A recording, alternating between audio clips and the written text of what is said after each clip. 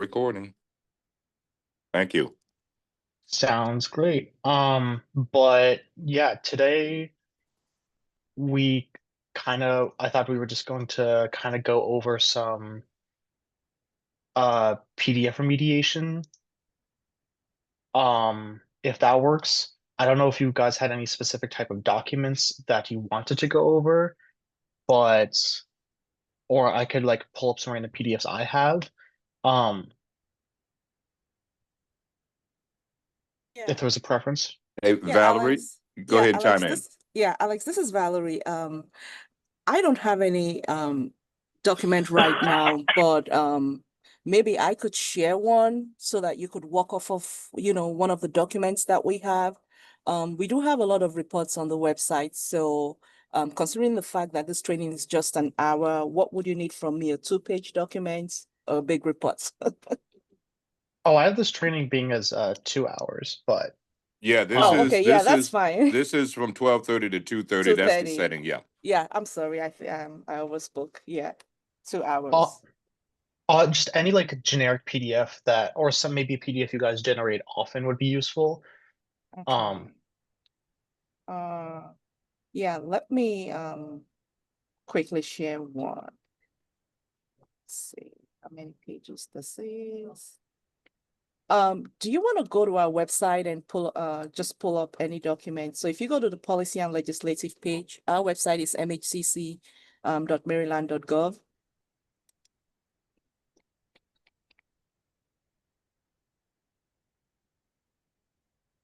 And then, are you there?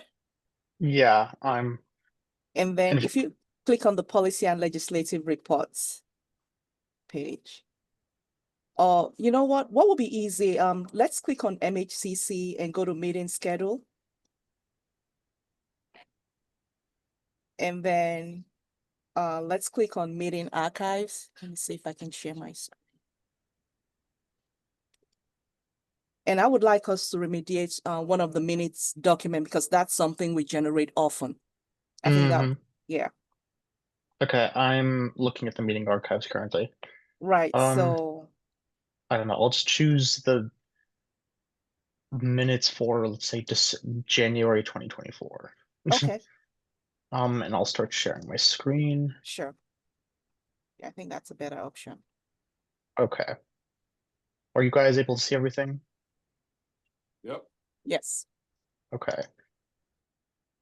Sorry, I forgot how much space sometimes this is like Zoom overlay takes up, but it's okay. Um, So Alex, before we go into remediating the document, can you please, give those online a brief background and why this is important? oh yeah, of course. Um, so sorry, I just wanted to get this all set up and everything before I kind of got into that, but thank you for the quick reminder. But yeah, so the reason we're kind of going through this is that simply put, a lot of the documents found throughout the Maryland government, all the Maryland government websites are inaccessible, which means people with people use screen readers, like people who are blind, for example, simply put, cannot receive the information that's written on them. Um, if it's a form, a lot of forms are as well inaccessible, which means that yeah, people who only are able to use keyboards uh might not be able to fill out a form correctly. And if they can't fill out a form correctly, then they can't really contact their government as easily, asking for assistance if need be. So, many of you possibly heard that by April of this upcoming year, um, all everything online from the created by the Maryland government has to be a certain level of accessibility, and that includes having all PDFs um being like accessible, simply put. For It's much more important when it comes to transactional documents, like I said, those sort of forms. because those are going to be filled out and is like would directly involve like someone asking for assistance from the government, you know. For items such as minutes or just like a generic non-transactional document, those should be accessible. However, if your agency simply put has so many of those sort of PDFs that it would just be not feasible to make all of them accessible, you can put them in a specific archived section of your site so that you wouldn't have to make those accessible, and that it would be clear that, hey, these aren't accessible. However, if you do want an accessible version of this, you can request it and we would make it for you, kind of thing. If there's also any questions, feel free just to interrupt me at any point and ask. Yes, so Alex, I wanted to go back to our conversation. So this is for documents that already exist on the website. So after that April 24th deadline in the upcoming year, all PDFs, to my understanding, has to be accessible. Is that correct? Yes. Yeah, and can you also touch a little bit on the ruling and why, you know, this is very important moving forward? Yeah. Kind of what I was implying, but I guess I didn't directly say before, is that simply put, a lot of the documents being created from nearly every Maryland government agency is simply put just inaccessible already. So that's especially a problem considering the fact that, like I said, by April, everything needs to be accessible. So it's a matter of we are currently training a lot of the government, like here, like the session, I mean, in order to make sure that uh during like once April comes around, all these PDFs that are generated will be accessible, because if not, a user with disabilities could like file a claim, and that could lead to like a whole lawsuit and everything. So simply put, we're trying to make sure that people with disabilities can actually interact with their government, which I feel like I shouldn't have to say is very important. Um, but yeah. Does that answer your question? Yes, it did. Okay. Are You there know, any I'm other just questions? trying to emphasize it so that people will understand why we're doing this training. Yes. Like I said, it's a matter of one, it's just to simply put the a good thing to do, obviously, to have everything be accessible. But two, it's also a matter of by April, it could lead to lawsuits. Um, Bingo. I don't have off the top of my head, I don't have the exact date in April. I want to say it's late April, It's April but 24th. that was it. I was gonna say it was somewhere in the 20s, yeah. Yeah. So yeah. Um, if that's all, we can get started. Like I said, feel free. I'm not directly going to be looking at the Zoom chat, so if someone raises their hand, I can't really see it. So literally feel free just to completely interrupt me if you have any questions. So I'm just kidding. So yeah. So in order to actually remediate a document, you're going to need Adobe Acrobat,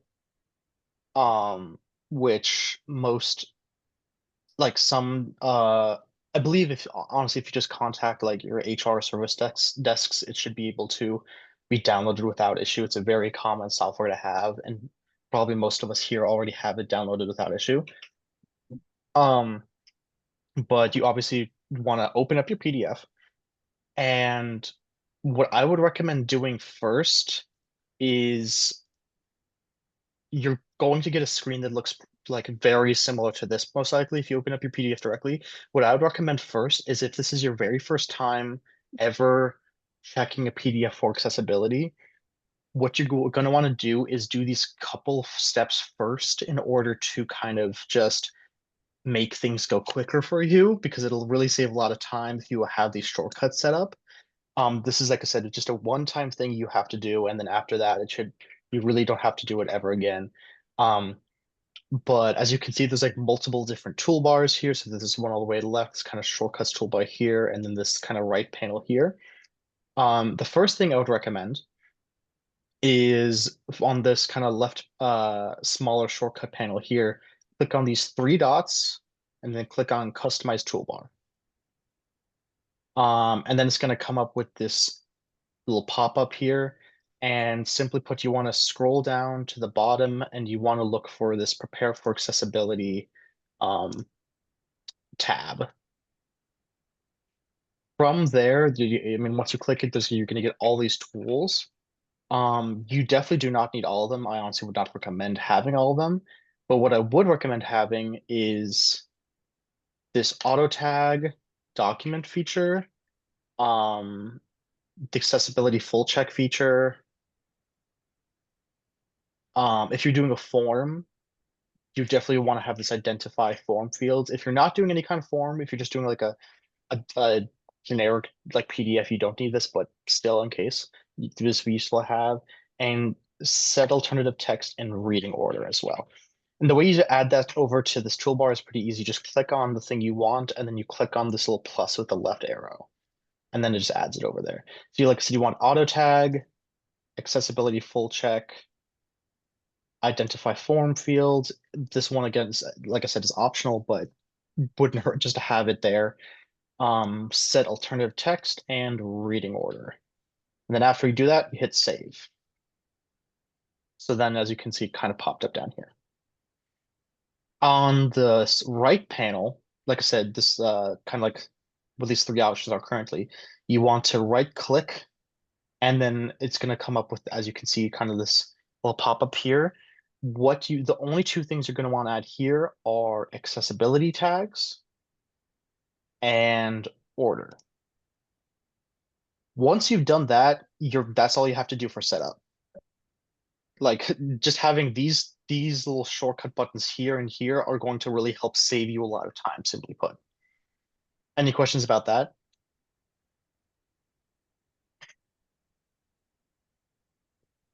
Okay.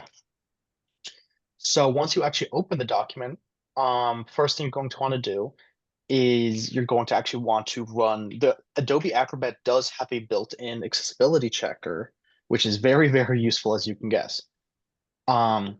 So this button, the little check button, as you can see, if you hover over it, it also reminds you what it is in case you forget what the icon means. Is an accessibility full check. So I can either access it from here by clicking on this, or if you don't want to set up these shortcuts, if that's just your preference, if you're in the all tools section, you can also go you can click on view more and scroll to the bottom, and here's this prepare for accessibility button, and that's going to open up everything that was available to add here is going to be right here. So if you want to do these slight, if you don't want to have these like buttons here, you can again just go from all tools, scroll to the bottom, prepare for accessibility, and then click on check for accessibility. But regardless, if you click it, it's going to open up this pop-up. This is basically just asking you how you want to go about actually doing that accessibility check. Most likely on default, you're going to have this create accessibility report checked.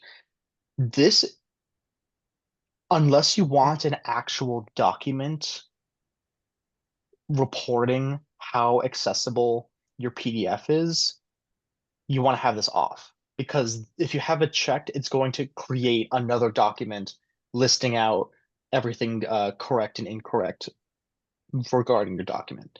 So I always have this off because, simply put, I don't really need it, especially because if you're going to be fixing your document, then the accessibility report is going to be changed. So obviously you want to check all the pages. Here's the part where you are going to be making sure that it says, you want it to say 32 out of 32 in all categories, because this is kind of what's actually going to be doing all the this is basically where you're selecting which tests should be done. And as you can guess, you kind of really want all the tests to be done. So as you can see, it says 31 out of 32.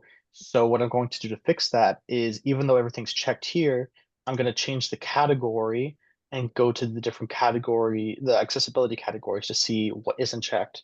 So everything's correct here. Yeah. So it seems for some reason tables must have a summary is not checked off. But as you can see, it says 32 out of 32. And I'll just hit start checking.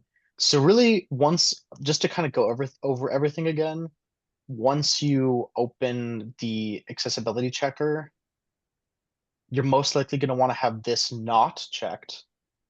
Make sure it says all documents, or all pages and documents, sorry. I don't know why it reset. Sorry, let me. And just make sure it says 32 out of 32 in all categories. And then you're just going to hit start checking.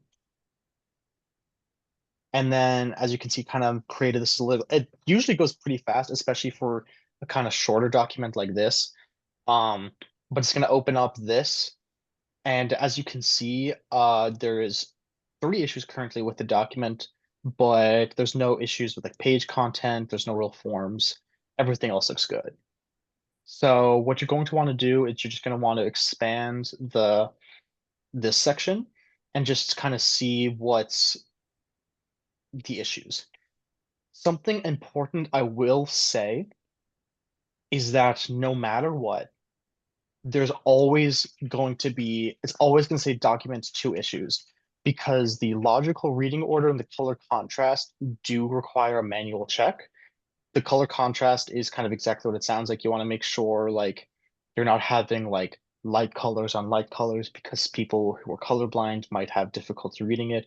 And the logical reading order, that's simply just saying, hey, is the logical reading order we're actually going to get to later on, but it's going to simply be a matter of, hey, is the reading order for this document programmatically correct, so that a screen reader would actually read it kind of like left to right, top to bottom kind of thing. But like I said, we'll worry about that later. Title. This is simply talking about the actual title, not of the file, but of the document itself. So this is saying, hey, this document does not actually have a programmatically determined title. And that's obviously an issue, because typically a lot of screen readers are going to look at that instead of the file name in order to like help like users understand what's happening. Because the file name for this is, I mean, it is, just like minutes and then like a date that follows. But for a screen reader user, they're going to just hear this out as one number. It's not going to be like a chunkable date. So very easy thing to fix. If you're ever in one of these, like I said, kind of in one of these expanded sections, what you're going to want to do in order to kind of gain more information or fix or anything or whatever is you're going to just want to right click on the thing that's incorrect. And then as you can see, this pop-up comes up, and the things that are going to be really useful here are fix, because obviously that's going to help you fix the issue, and explain. So if like you get something like, oh, I don't know what primary language means, you can right click on it and hit explain, and it's going to open up a web page from Adobe Acrobat directly explaining what it is and how to fix it. So simply put, you're not going to have to memorize all these things and what they mean, because if there's ever an issue, just click explain and it'll walk you through how to fix it. And it should hopefully be very simple. But yeah, so for the title,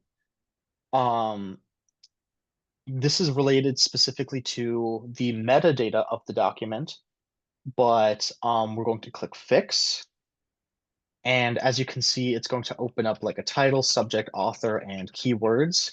We're going to want to make sure to uncheck all these leave as is, just because if you have it as leave as is, I can't edit it, but if it's unchecked, I can actually edit it. So I'm gonna guess that the author was Annette E. Allen. So I'm not gonna edit that. But for the title, for the document, I'm guessing something along the lines of Valerie, I don't know if you have a correct title or a title you It's prefer. so minutes, but we definitely want to state the date. So is it minutes of January 18, 2024? Mhm. Okay. So yeah, that's like I said, that's pretty simple. And like I said, a lot of screen readers will typically honestly read out this title simply because this is going to be a much understandable title than min underscore, not like all those numbers. Subject, typically this is kind of where you just put like not necessarily a quick summary, but just kind of like something similar to the title. Honestly, a lot of the time, I just copy and paste the title into the subject because the title is usually what the subject's going to be anyway. For this, I might just put like MHCC minutes kind of thing. But for subject, you like I said, honestly, if you copy and paste the title, vast majority of the times, that's going to be fine. Keywords. This section, again, you can honestly copy and paste the title, except the thing I will mention is that the actual keywords or key phrases have to be separated by commas. So probably having like minutes, comma, January 18th, comma, 2024.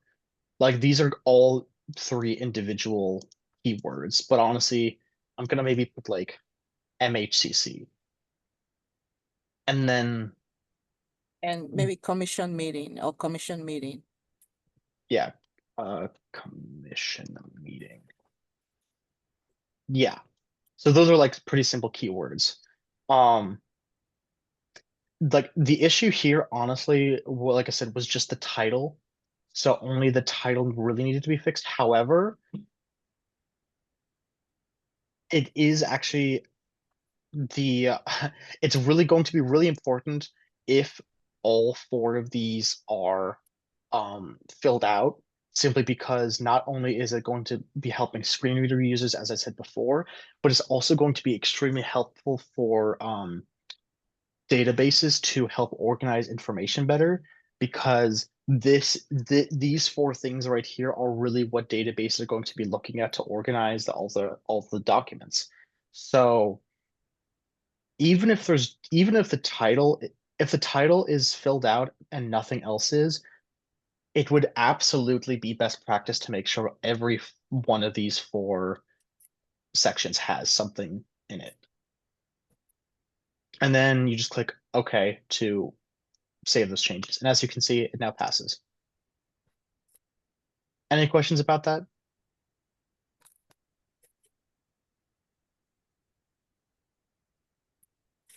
Okay. Another good practice I would say is you always want to be saving. I simply just do Control S to save. There is obviously like clicking save here, that kind of thing. But sadly, Adobe does have a bit of issues that that the actual like Adobe company is aware of, that it does happen to crash every so often.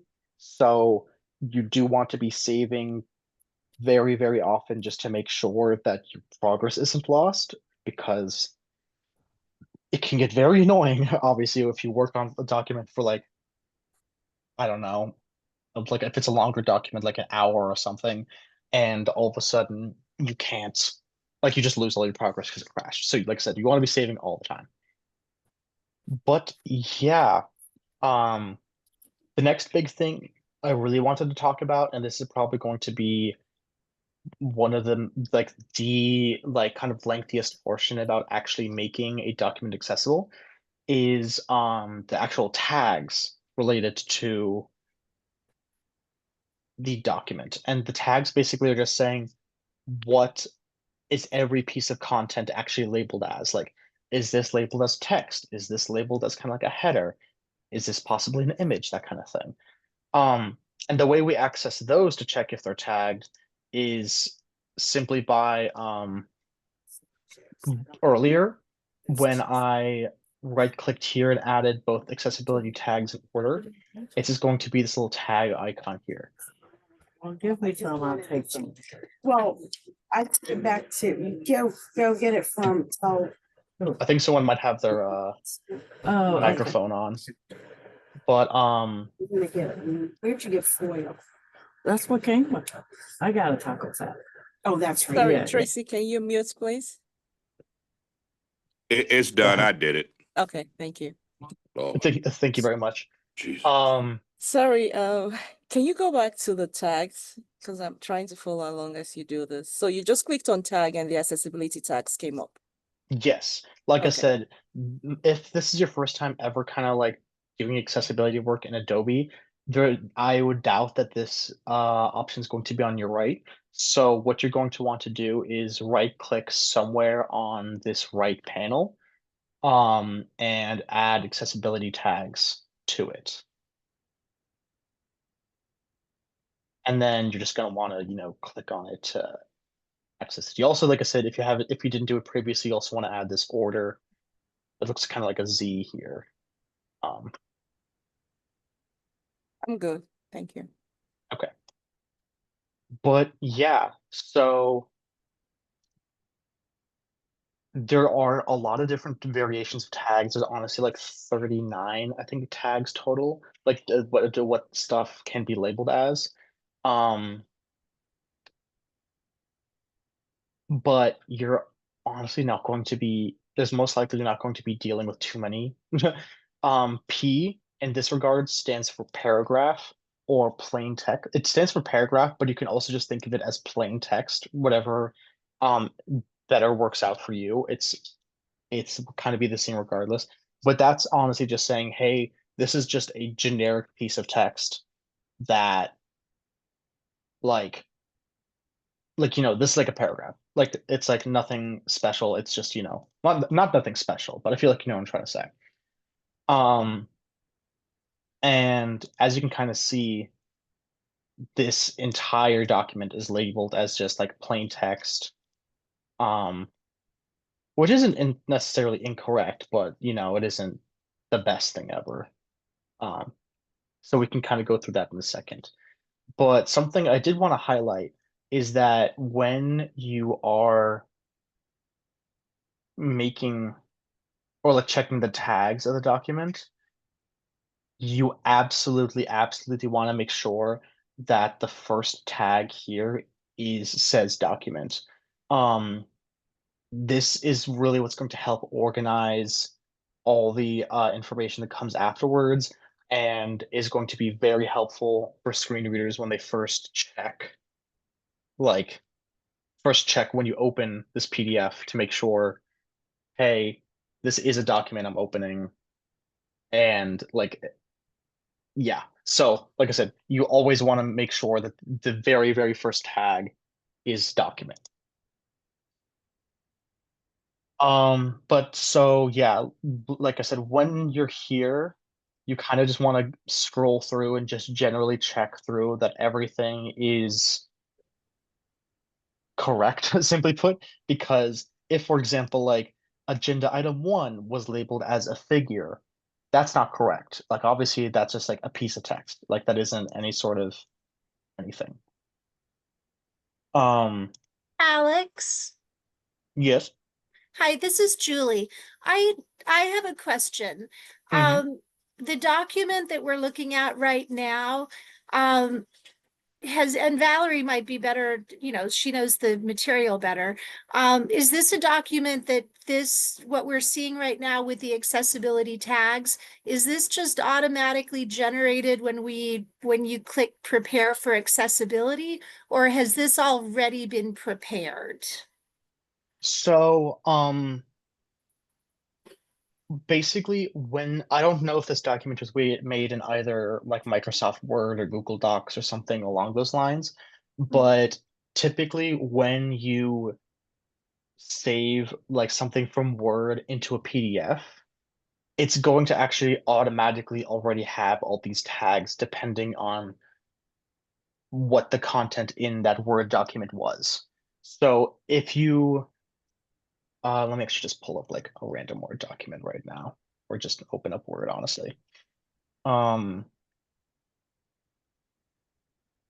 In Word, for example, if you just put like normal text, that's going to show up as the P here, because again, this kind of stands for paragraph or plain text. But if you put like an image, that's going to come up as like a figure tag kind of thing. So simply put, the something I also was going to touch on later is that something I was going to touch on later is also just quickly how to help you make Word documents more accessible, because that is going to make your PDF it's going to help help you remediate PDFs a lot faster and Faster. easier. Yeah, If that Okay. answers your question. yeah, because we Okay, do. yes, so even if we weren't to do anything at all special, if we go to turn a Word document into a PDF, it's going to automatically generate some of this accessibility tagging. That's Yes. And Okay. so that's why, like I said, when we later on, if we had time, I was going to hopefully get to this. But like I said previously, the more accessible you make your source documents, so like your Google Doc or your Microsoft Word document, the more inherently accessible your PDF is going to be. So Okay, yes. thank you. So I will say, when I was kind of looking at this document, I mean, as you can see, kind of when you highlight the associated tag with like whatever it's associated with, you can expand it, but it also like highlights the what actually is, so that you can very easily kind of, if you're just like going through the entire document, you can see what everything is tagged as and see, oh yeah, that paragraph is tagged as a paragraph. But as you can see, there's also just like a lot of odd blank spaces that aren't showing up, which is rather annoying. I will say, technically, this is not best practice at all, and you definitely should not do this. But these kind of spaces here don't inherently make it inaccessible. They're just going to make it very annoying for screen readers to read out, because if, for example, the user gets to like the end of this action and like the screen reader reads out in this entire sentence, and then they go down to the next line is going to read blank, and then they go down to the next line, it's going to read blank, and then it's going to say agenda item 4, and then it's going to say blank, then it's going to say action. So the screen readers will actually read out every one of these kind of empty blanks because they are actually pieces of content of the PDF. And like I said previously, by definition, having them there does not make the document inaccessible. However, it is very frowned upon and they should not be included, or if possible. And when it comes to actually changing tags, that's where I'm going to be talking about now. There's multiple different ways you could go about this. So I will say that kind of to talk about, I believe you said your name was Julie. I'm sorry if I heard it wrong. Having if, for example, you do get a PDF that maybe was not created in Microsoft Word, or something went wrong, yada yada, and there just was like a ton of pieces of content that weren't marked, there is an auto tag feature. That's going to do kind of exactly what you think it's going to do. It's going to go through the entire document, say, I think this piece of content is text. This piece of content looks like a header, that kind of thing. And also something that's very useful at doing is it recognizes when blank spaces are simply that, they're blank spaces, and it's going to be like, hey, this piece of content is important. Let's make sure it's kind of like not actually present and not like not going to be read out. So that's kind of what I'm going to do quickly, just to see if that helps at all. I will say right now that sometimes the auto tag feature, if your document is maybe like kind of not as standard or something along those lines, or maybe just, I don't know, something funky went wrong, the auto tag feature might create something that is honestly less accessible than previously. So what you're, like I said, what I kind of was mentioning before is that you're always going to want to save, and this is really an important time if you're about to auto tag. You're going to want to save beforehand, and there's multiple different ways to get to the auto tag feature. Like I said before, if you're kind of preferring to use this entire panel here, if you're prepared for accessibility, it's the first option. If you're doing the shortcuts, it's going to be here. It's going to be this automatic tag documents. Or if you're in the accessibility tags, if you right click on any of the tags, there should be this auto tag document right here. But whichever of the three ways you prefer, you're just going to click auto tag document and hit confirm. And like I said, this is typically only if like, oh, there's a lot of tags that are wrong. Oh, there's like a lot of blank spaces. Oh, there's literally no tags, that kind of thing. So you're not always going to have to do this, but sometimes it can be pretty useful. And as you can see, it's kind of automatically going through right now. And as you can see, it has already updated a lot of the tags, and we can quickly go through them just to make sure everything looks correct. Figure, as I was talking before, is just your stereotypical image. So it's now tagging this image. P is the plain text. So as you can see, it's kind of tagging this text up here as actual text. H1, if it's ever H and then a number, it stands for heading, and that's going to be the heading level. I will also say that, like I said previously, there's a lot of different types of tags. I will be sending out a document or a guide that I created on Google Docs, it's a bit of a longer document, but it simply lists out all the different information you're kind of going to need to know about making a document accessible. However, it's one of those things that you aren't going to ever need to memorize. It's just helpful for like reference. So if you ever are like looking through a tag and you're like, I have no idea what H3 means, you can either look it up online or you could look through at the guide that I will be sharing later. But like I said, H1 means heading level 1. Heading level 1 is typically what you obviously, as you can guess, you want to have as your title. It's probably going to be one of the first pieces with first tags, because you're just going to be what your title is. Heading level 2 is minutes, which is totally fine. And this is kind of what you're gonna, oh my God, sorry. This is kind of what you're gonna want to do, and just go like either like click through everything or use the arrow keys. I prefer arrow keys just because it's quicker, but just make sure, hey, everything is tagged correctly. So like heading level 2, text, this makes sense as heading level 2. This, in my opinion, makes sense as a heading level 3, text, another heading level 2, text.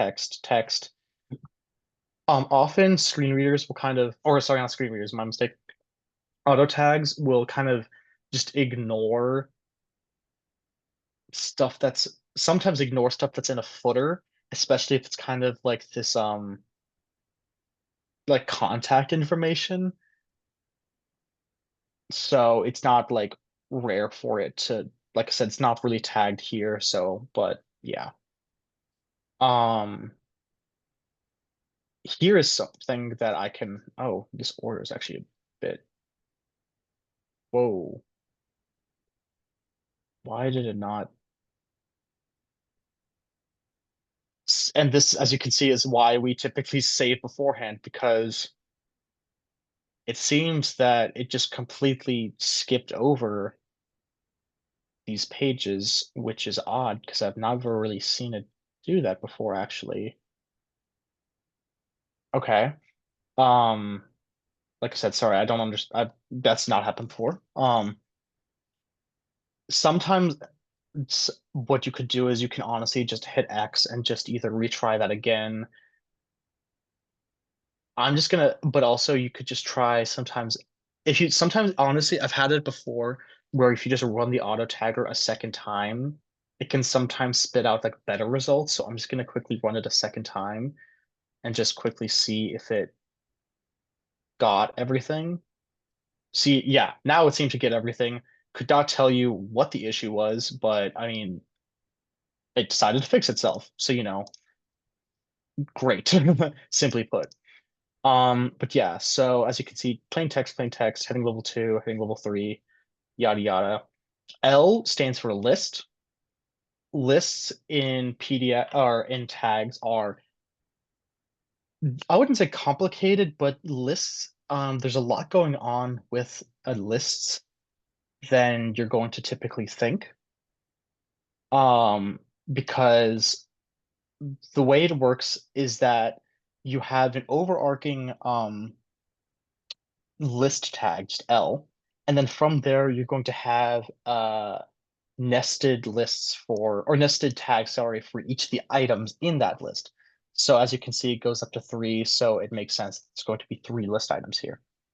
And then from there, in each of your list item tags, you're going to be having a label and the actual body of that list item. So the label is going to just, as you can see, just be the number 1, and then the actual body is going to be the actual content. So if you're making a list, you're typically going to have a minimum of 4 tags, just because, like I said, it's going to be list tag, list item tag, label tag, and then label body tag. And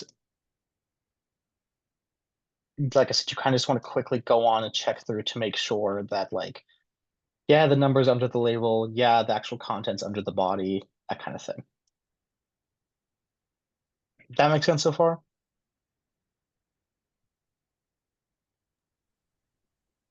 Cool. Yeah, again, plain text, heading here. This doesn't have to be a heading, but it doesn't particularly matter in this case. Like, this could just be plain text, but it kind of works as a heading, so it's fine, honestly. This definitely makes sense to be a heading level 2, heading level 3, text, that kind of thing, so on and so forth. And I don't Okay. feel like I need to check the rest of this. So I Alex, just, I have a question. yes. Sorry. It might be helpful if you work through something similar in Word and how to assign the different styles in Word so it transfers. Yeah, no, like I said, I absolutely was going to be doing that Got it. Okay. Yeah. in a bit. Yeah, and I can send you the original Word document for this minute. If it doesn't have to be this, it can be anything, honestly, but if you do have a Word document similar to this, that would be actually immensely helpful. But like I said, I simply put, because because the PDF is really the thing that's typically being shared, I really wanted to focus on making sure, like, shared with the public, I mean. I really wanted to kind of highlight, like, or focus on making sure the PDF is accessible before we kind of worry about Word documents. But like I said, I absolutely will be touching on that later. Sorry, Alex, I do have a question. So Yes. when the tags are generated, can you rename a tag? So say, for example, Yes. it has something H2 and I feel like, oh, it should be H3. Can I rename that, to what Yes. I want it to be? Okay. I was actually about to go over that. Okay. So if like if I mean everything's correct here, so let me just whatever. Let me just like grab this paragraph here. If, for example, I thought, oh, this text is not really plain paragraph, for example, there's multiple different ways you could go about changing that. So you typically, what you're going to want to do is you're going to want to right click, not on the empty space. This is important. You want to right click on a tag. If you right click on the empty space here, nothing happens. You have to right click on a tag. And as you can see, there's all this stuff that comes up. But honestly, what you're going to want to focus on is this new tag option. It's right above the auto tag document that I click on either, but you want to click on this new tag option, and it's going to come up with this tiny little pop-up.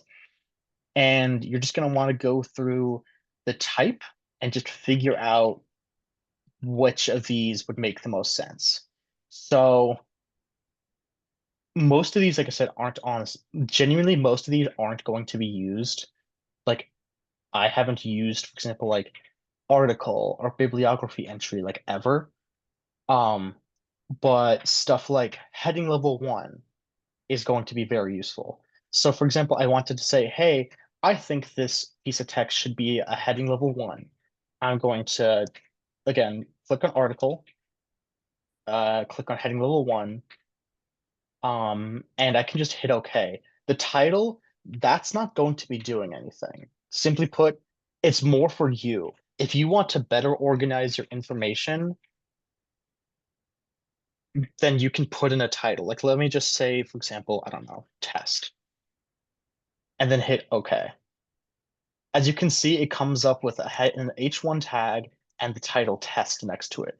So this is simply put, if you just want to like label your tags so that instead of kind of having to click it, you could just skim it and just be like, oh, this is the heading level 1 that I was looking for kind of thing. That way you can do it. But like I said, it's completely optional and more of a personalized thing. But yeah, something important to note is if you have a tag and it doesn't have this little caret next to it, like this, like as you can see, it kind of has this empty, like has nothing next to it. That means that there is nothing underneath it. Like it's just kind of an empty tag. No piece of content is actually tagged as that. But yeah, so if you want to change this paragraph to be tagged as a heading level 1, you simply expand so that you can actually grab it. And then you simply click and drag, and you click and drag it underneath this tag. And that's it. Very simplistic. So like I said, you just simply go to new tag, right click, go to new tag, select the type you want, optionally give it a title, hit OK, and then just click and drag it under that.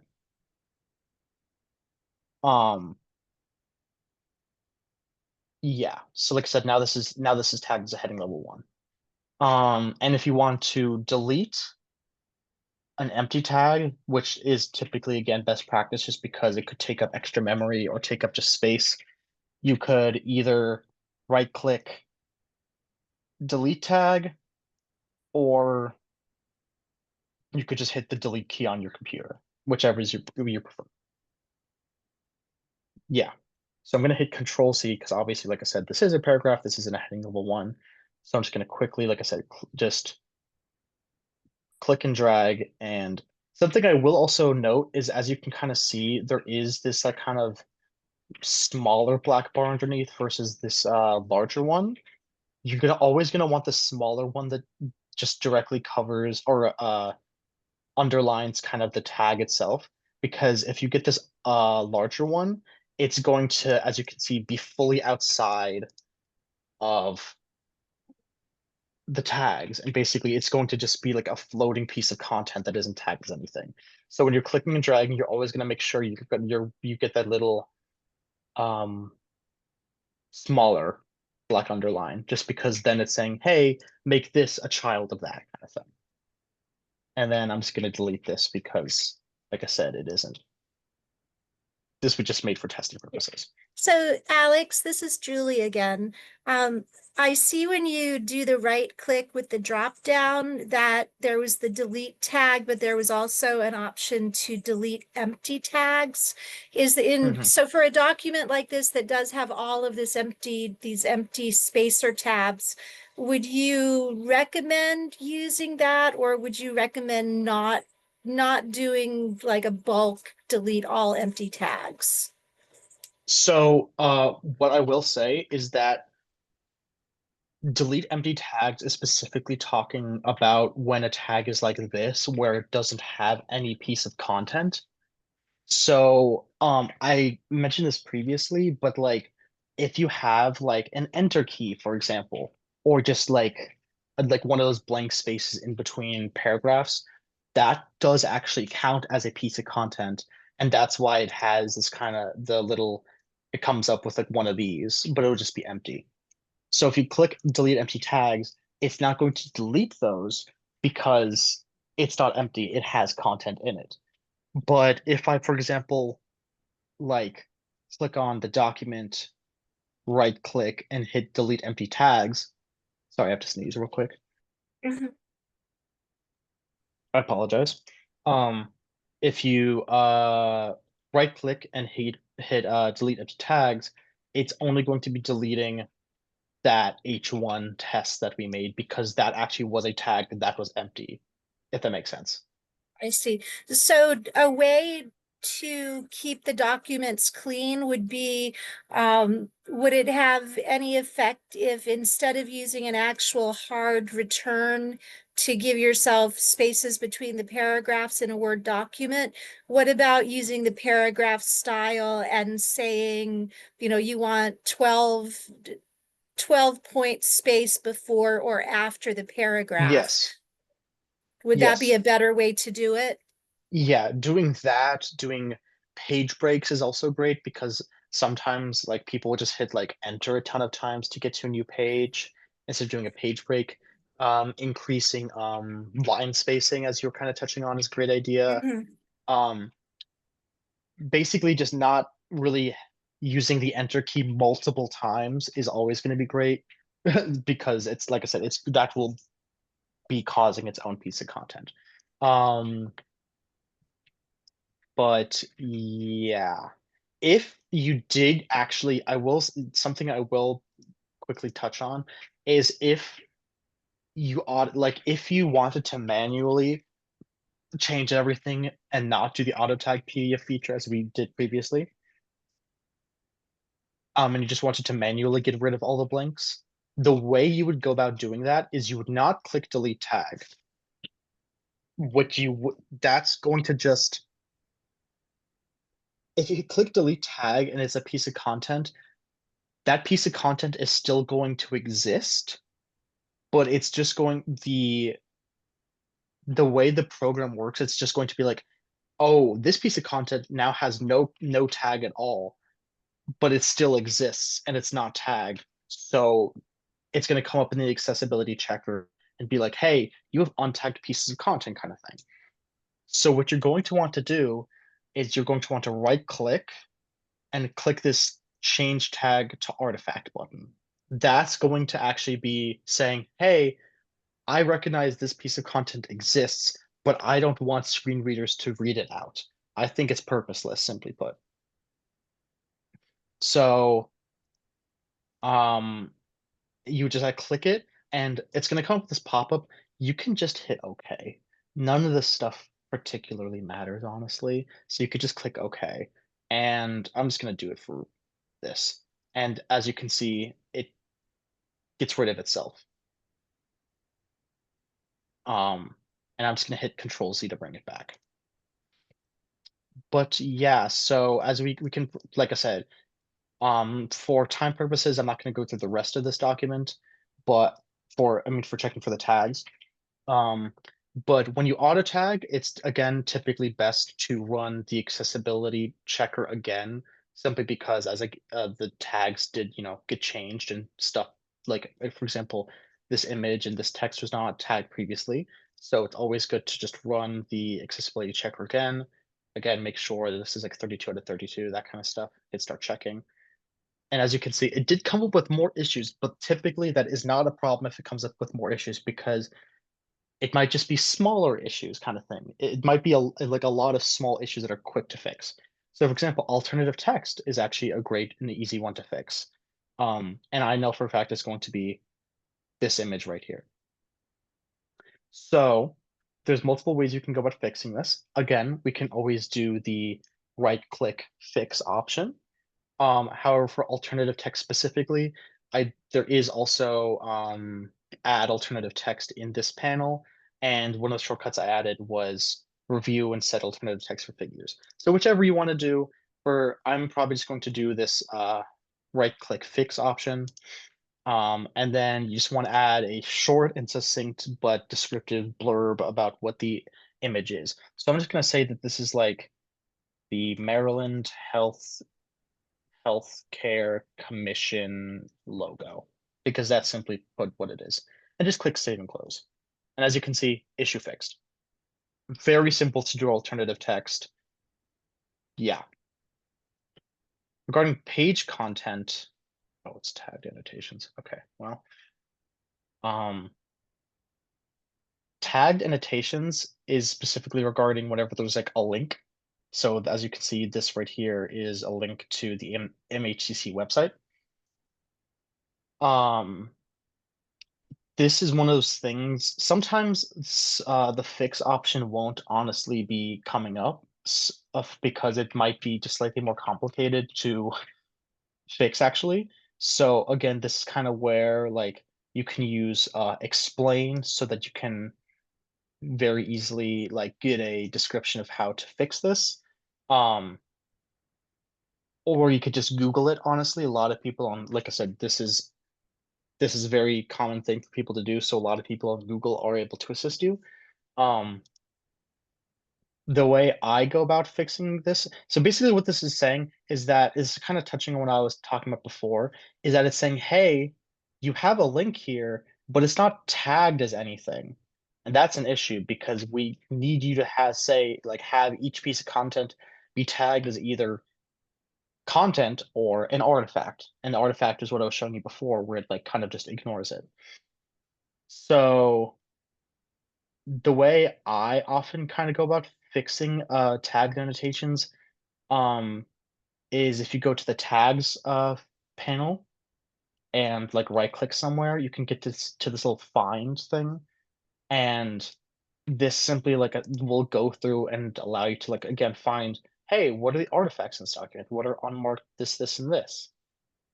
I'm going to go to unmarked annotations. And I can just search the entire document for it, but even though I know it's right there, click find. And as you can see, it highlights it and simply put I can very easily just hit tag element, and then that's it. I know I went through that a bit quickly, but like I said, it's simply a matter of going to find unmarked annotations, going through the whole document, clicking find, and once it actually gets to it, just clicking tag element. And now if I go back here and I click check again, as you can see, it passes. So now all we're left is with, like I said, these two things that are always going to be coming up as an issue because these do need a manual check. Color contrast, as we can see, this is an entirely black on white document minus this, but this is again dark text on a white background. So without even checking, I can directly tell you that this is fine color contrast wise. If you do have something you're maybe concerned about, like maybe, I don't know, this text was like a light blue or something along those lines, there's a ton of different color contrast checkers online. I can actually quickly send over my favorite one to the chat if anyone wants to use it. But also it's just a matter of personal preference as long as it works. But what I will say is that even if it says like 2 issues, like I said, that's normal and honestly a good thing. And this next step is kind of just a bit of a personal preference. So what you could do is you could right click on it and hit pass. And that's just going to make it so that, as you can see, it passes and everything comes up good. But if you don't want to do that, you don't have to. But I kind of like to do it because if I have everything pass, then it's not going to have it pop up with any issues, and that's obviously a great thing. But yeah, so the next bit we're going to be talking about is the reading order, and this is kind of the last big portion of the PDF remediation that we're going to be talking about. This is what I added the order tag here. As you remember, I added accessibility tags in order. It's going to be this little Z icon. And it's simply put just going to say, hey, this is the reading order that your document is going to be read in by a screen reader. And all you're going to want to do here is kind of go through the entire document and just make sure that it reads logically, simply put. Like, is it like going in the actual order you kind of want it to, kind of thing. And so as you can see here, it is already kind of being a bit odd where it's reading the image first, which obviously that makes a lot of sense. But then as you can see, it kind of goes down here and reads out the link and then the toll-free number, which these two things you typically don't want. That doesn't really make sense to be like a logical reading order to go from here to here to here, then back up to here to read this text, and then back down here for after this, then to finally read the title. The good thing is it's very easy to fix these issues. It's simply just a matter of clicking and dragging. So these two things down here, the link and the toll-free number, I'm just gonna highlight both of them, which you can either do by holding Control and click, or since they're right next to each other, you can hit Shift and click, or you can just drag them each individually. It's whatever you prefer, but just select them and just again drag them down to the bottom. So this is 21, so I'm just going to put it below here. And as you can see, it went from 2 and 3 to 2021.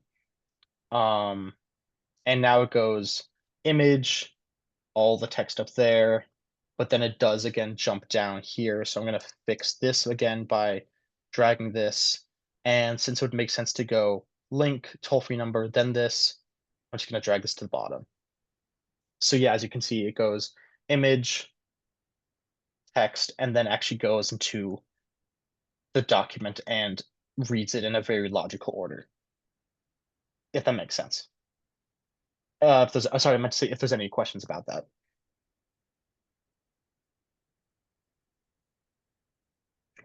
Cool. Here, it seems that for some reason it has the page number being read out before any text. So simply, I'm just going to take this and just move it to the bottom. If you, however, well, I'll say actually, it wouldn't be illogical for the page number to be read out first, just so users kind of know which page they're on. So this is kind of where logical reading order is slightly subjective. I personally just always like to have the kind of top to bottom, left to right standard. But for something like the page number, you can have that be first, you can have that be last, but it's simply just a matter of making sure, hey, it's not reading out in the middle kind of thing, you know what I mean? Because if it's going like reading out this entire paragraph and going 4, that would be weird. But as you can kind of see, on all the rest of these pages, it's going very logically, no real issues.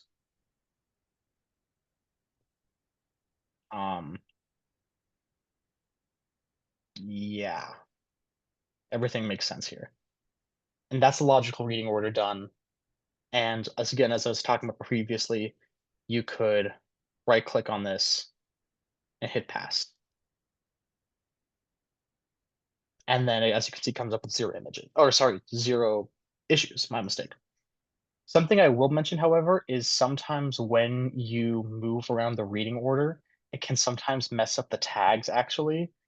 So something you kind of want to go to something you're going to want to do, sorry, I can't speak, is just quickly kind of go through and make sure everything looks correct.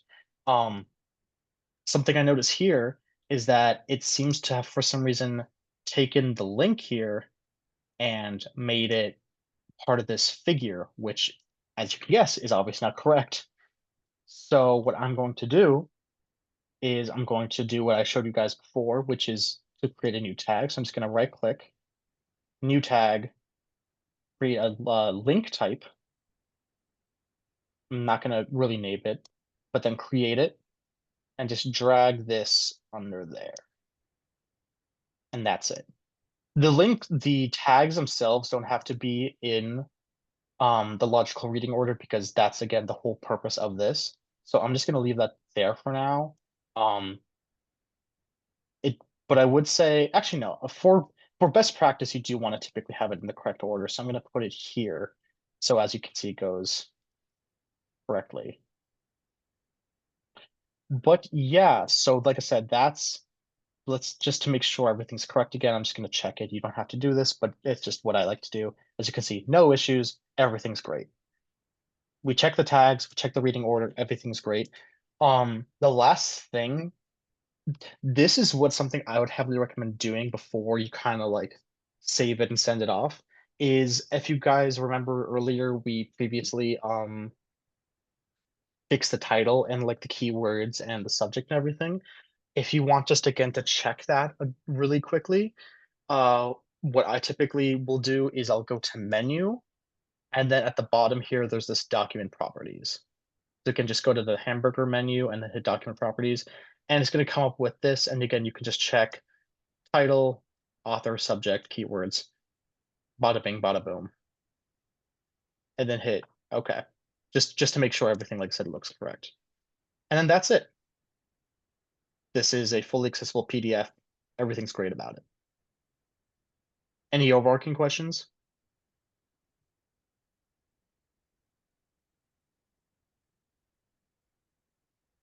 Sounds good. Valerie, did you send me the Word document by any chance?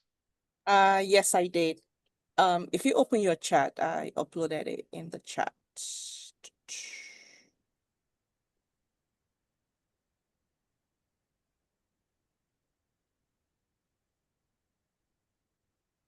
Cool. So yeah, like I said, now we're going to be moving on to kind of how to. So, Alex, I do have a question. Yes. Because a lot of the documents we post to our website, we have these templates, official templates that we use to create minutes, agendas, and all that. And I noticed that when you were tagging, when you were running the auto tag, you had to do the link separately. So is this something you would recommend we probably do it in our Word document before converting it to PDF, or we would still run into that problem when we go to run the auto tag?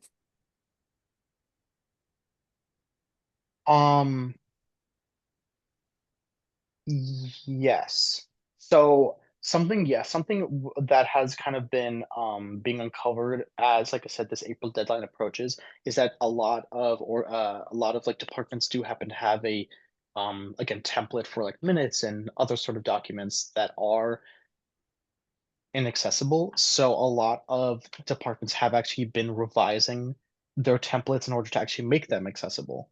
So and my recommendation would be checking over the template for like the minutes and any other templates you have as part of your organization, and just trying to make their actual Word document versions accessible. If that answers your question. Yes, it does. 'Cause Okay. I guess that would help reduce some of the steps. Yes. Like I said, making this document accessible is going to absolutely help you when you're doing your PDF. And when it comes to accessibility, Word is a lot better than Google Docs, actually.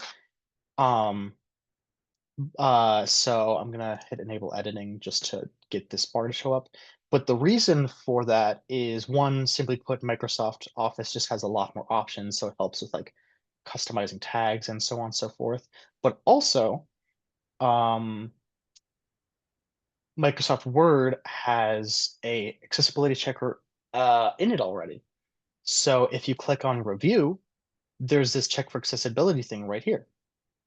So you can, if you click down here, it's like kind of, again, this like check specific things, but we obviously want to run a full test because we want to check everything. So you're just going to kind of hit this kind of upper button, and it's going to run through it. And as you can see, it's going to say like color contrast is good, missing alt text for different pieces of media. And for some reason, it seems like this was coded as an image, which might be part of your template. I'm not totally sure, but yeah. So like I said, you just want to go to review and then hit this check accessibility button, and that's going to go through the entire document. And any alt text you put in here will transfer over to the PDF. So here, sometimes it'll automatically generate alt text for you. Most of the time, it's honestly not good. So I'm just going to again do what I did before and just say Maryland Healthcare Commission logo, and then hit save. And that's that. If you do have an image that's completely decorative and not like doesn't really add any content, it's kind of just there for aesthetic purposes, you do want to hit this mark as decorative option. This is the same thing in the PDF as I was showing before as changing something to an artifact, where it's just going to say screen readers ignore this. Because like I said, if it's just like a generic, not like a generic, but like if it's just like a shape just to add like more of an aesthetic or decoration to your PDF, that's not really going to be useful for blind users. So, this, like I said, I suppose I don't exactly, maybe this was coded as an image in the template, but honestly for this, I'm just going to copy this text and paste it as the alt text because that would make the most sense because that's what this is saying. Hit save. And then finally, what is it selecting?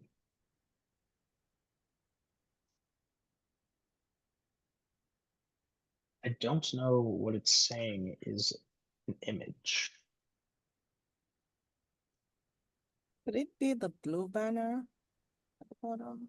Oh, I do think, yeah, I do think that is what it is. Yeah, maybe this like little black banner here.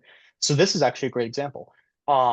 This is obviously a decoration. It's simply a black banner. It's not adding anything content-wise to the document.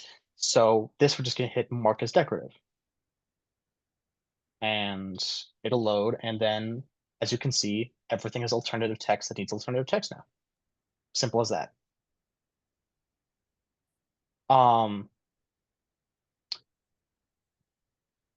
This, and if you remember when we first opened up the PDF, every single thing was labeled as plain text. And the way to fix that is by using the actual style guides here for like heading level 1, heading level 2, that kind of thing. So every single thing in this document was used just like the generic plain like text. But in order to actually have something count as a header, like tag wise, you're going to want to use these styles up here and have things be again like heading level 1, heading level 2, that kind of thing. So just for right now, I'm going to have this be heading level 1. And as you can see, obviously, like it's a very different style. Like it's blue instead of black, that kind of thing. So, but like I said, this is a very easy fix where you can, center it, maybe just turn the text like black instead. And then there's an option where you can, update heading level 1 to match selection. So instead of becoming like this blue text, it's going to instead standardize everything and make it this like kind of centered black text. And same thing with heading level 2 and so forth. So again, this, as you can see, all this is labeled as normal text, but this is now labeled as heading level 1. So once you save this to PDF and open it in Adobe, that's what it's going to come up as this is heading level 1 and this is all plain text, but obviously you want the minutes and everything to be changed. And as you can see, it also fixed this issue of having no headings in the document because now it does have a heading. Any questions about that?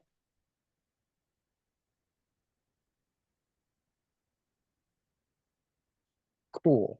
And yeah, like we were talking about kind of previously, there are, as you can see, these just like enter key blank spaces that, as I mentioned previously, are not inherently inaccessible, but much like very much an annoyance to screen reader users.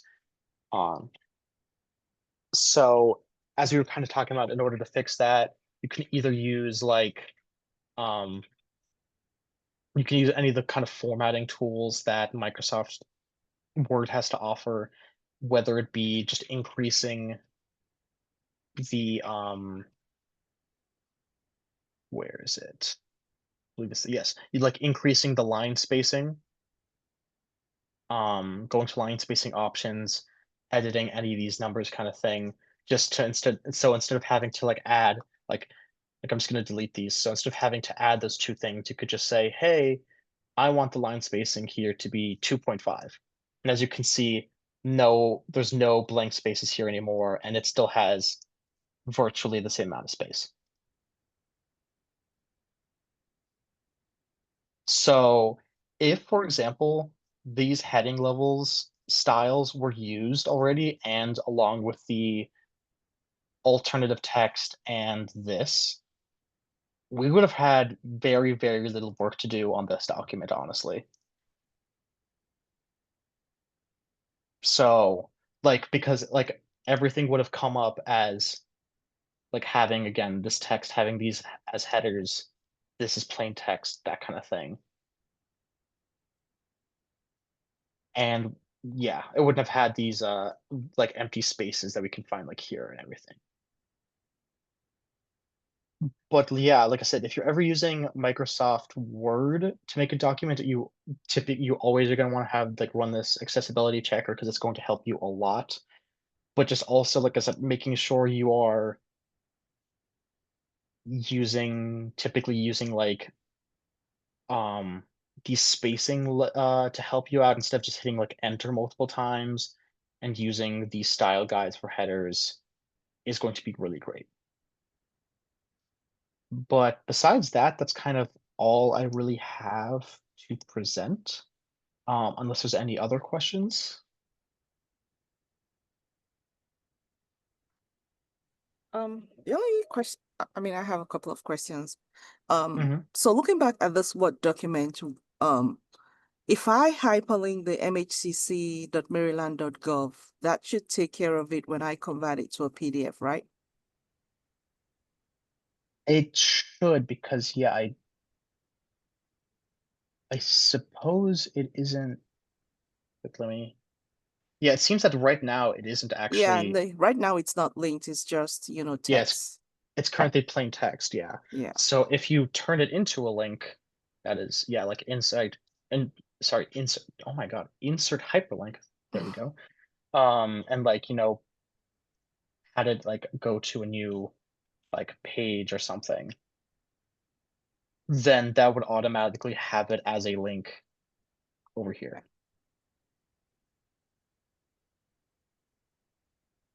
So yeah, what like I said previously, what I would highly recommend is checking over the template for these minute files and any other templates your organization has, and just making sure those are accessible, because that's going to save you so much more time and effort in the long run. Okay. I think I believe you said, Valerie, I believe you said you had multiple questions. Was that, do you have any more? I mean, I don't know if others have a question, for me, I had a question. I was hoping if you had a sheet that could provide sort of like best practices and checklists, as we, Yes. start this process, so that, users can use that as a guide as they're remediating a lot of the PDF documents. And then the other question I had was, do you need Adobe Acrobat Professional to be able to do this, or just a simple Adobe Reader can also check for accessibility? Regarding the guides and best practices, I was going to email you, Valerie, with the guides I've created Mhm. after this. If that's okay with you. Yes, and I will share it with the Yes, just because I thought that'd be kind of the easiest method. Um, and your second question regarding Adobe Reader, you do happen to need Adobe Acrobat. This specific version I use is Adobe Acrobat Pro DC. Okay. But yeah, in order to edit PDFs, like I said, you do So you need a professional version pretty much.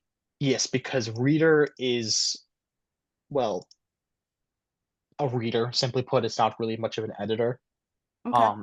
So I do not believe that you should. Adobe Reader does not have the same functionality that Adobe Acrobat Pro does. Yeah. Okay. Sounds good. We all have Adobe Acrobat Professional, but I just wanted to, find out if a reader could do that also. Yeah. That makes sense. Yeah. And then for me, the last question is, as someone responsible for posting documents to the website, just running, the check for accessibility, that should be able to satisfy any criteria to make sure that, the document is accessible and okay to post it on the website. Is that correct? Or are there any other thing I need to look into or take into consideration before publishing this document on our website? I mean, like I mentioned before, is that when you run the accessibility checker, it's always going to come up with the two issues of logical reading order and color contrast. Hmm. However, if you noticed in the Microsoft Word color accessibility checker, it actually does the color contrast for you here. So if you do this here, then you don't have to worry about the color contrast in the PDF form.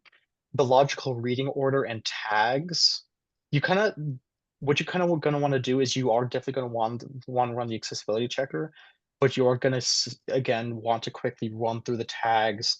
You can honestly just kind of generally like kind of skim them.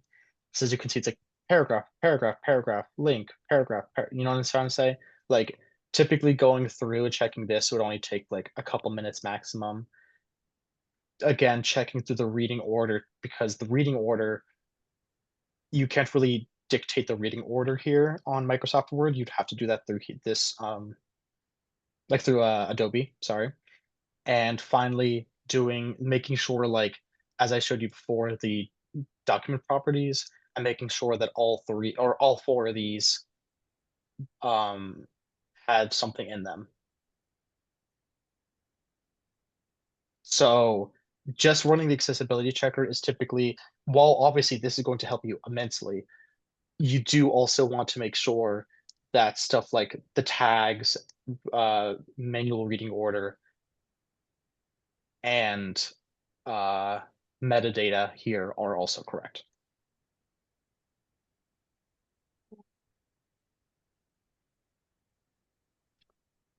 But yes, so like I said, that's the kind of all I have to present. And like I said, I will be sharing some guides with Valerie that will be sent to you all about some best practices, and also just longer guides for reference. Google is very helpful, like I said, if you ever have any questions, but also if you ever have any questions, I'm always available. Alex, Yes. this is Julie. Before we let you go, I had a couple more questions.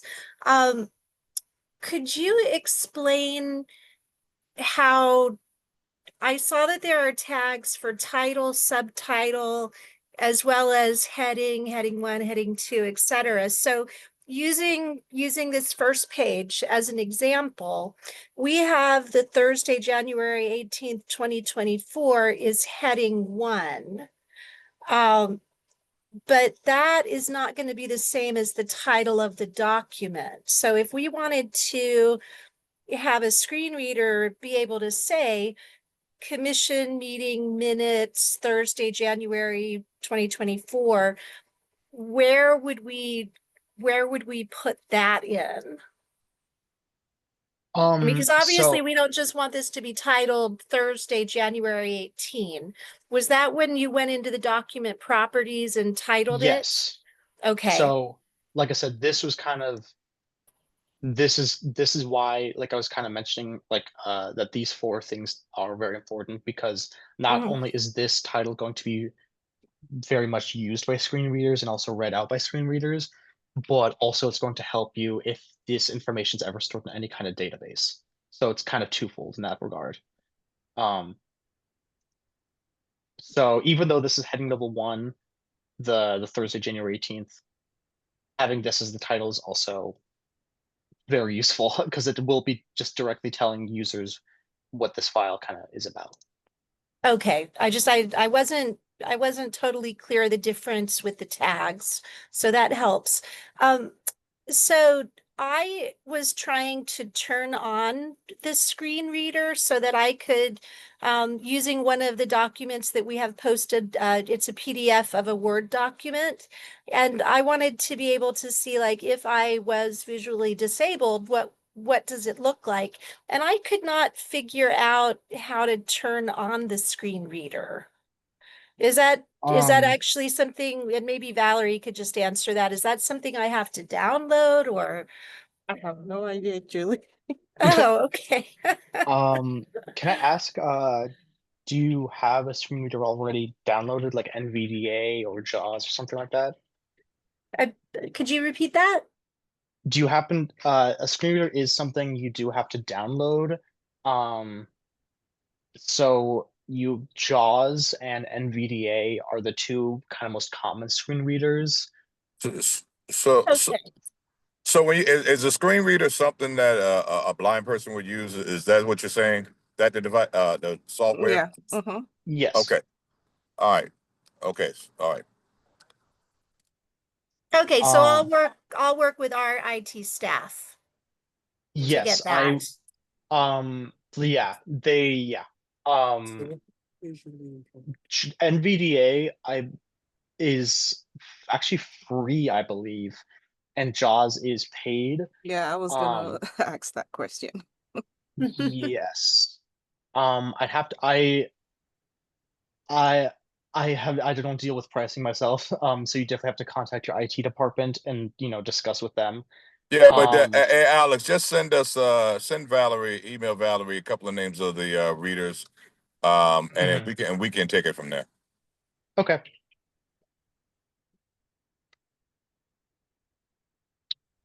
Are there any other questions? Yeah, so I have another question. So I know that we worked on PDF documents. So for things like Excel and PowerPoint, is it going to be similar to what we saw in Word where you could just, click on the button to check for accessibility? Or based on your experience, is it a little bit different? Sorry, my audio cut out for a second there. I think it was my end. I apologize. Could you repeat that one more time? So I was asking for PowerPoints and Excel spreadsheets, Mhm. is it as simple as what we did in Word where we just went to review and clicked check for accessibility, or, especially for Excel, because we do post Excel documents, the standard practice is to convert all other documents to PDF. Is there anything we need to do extra for Excel in order to make that accessible? So when it comes to non-PDF documents, the rules and regulations are a lot less strict, simply put. Okay. With PowerPoints are very often created into PDFs. So you do want to be following similar practices, of kind of like using header styles and having good color contrast and that kind of thing, and using alternative text. Um, with spreadsheets are not spreadsheets don't have that much accessibility regulation around them at the moment, so you don't really have to worry about spreadsheets. Okay, Um, that's helpful. like I said, really the main thing you're going to want to be focusing on is PDFs simply. PDFs, okay. Because those are the documents really covered by the website content accessibility guidelines, which is the standard of accessibility that is going to be expected come April. Thank you.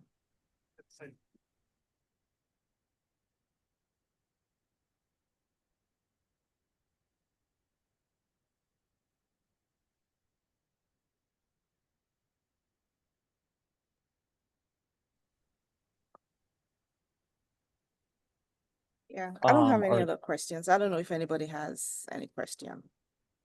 If not, we could call it a wrap.